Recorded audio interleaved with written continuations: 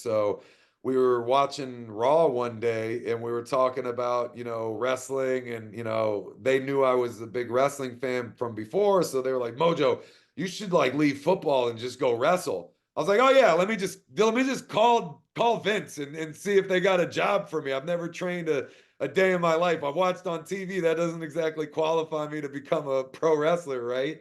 But it turns out their dad was college roommates with Mike Rotunda at Syracuse. Wow.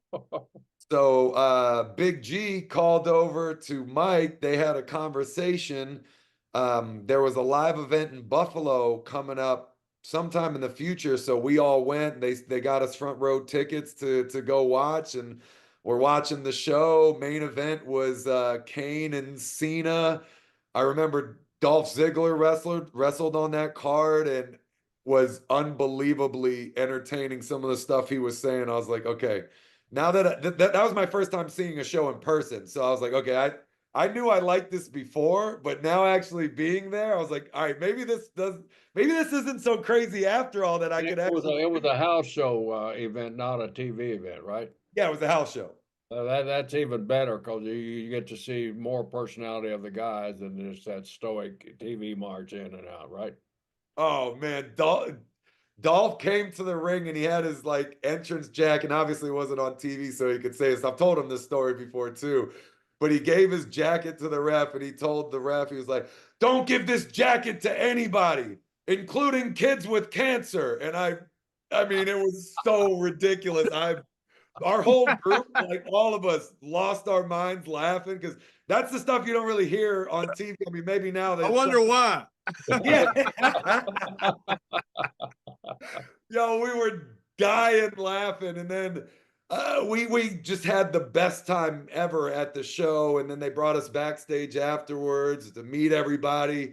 I remember Ryback walking up, and I was like, "All right, I might have to lose this lineman weight and get a little more dice because this is absurd seeing everyone back here." But yeah, it went great. They scheduled a little tryout for me to go to Raw in DC, back where I'm from, and I cut a promo with Regal backstage. I got to meet a bunch of the guys and just see it. And they asked me if this is something I wanted to do, and I was like, hell yeah! And then that was it. They brought me in, and that was the FCW, the last year of FCW before they moved to Orlando.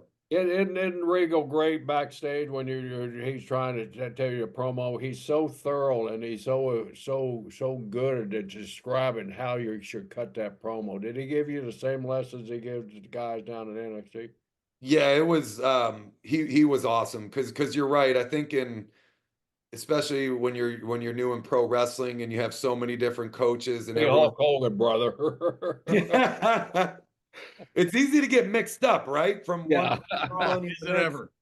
That's Regal. one piece of advice I give to every new person that comes in is everybody's got an opinion, does not make it right. Just take it all in, put it in a blender, and use what you think's right. Because everybody's trying to help, but everybody's viewpoint, a lot of are all different. Yeah, yeah, And it can overwhelm you because you get all this feedback from people who are very well meaning, but they give you all this feedback, and you're like, the hell do I do now? You're getting a million different ideas.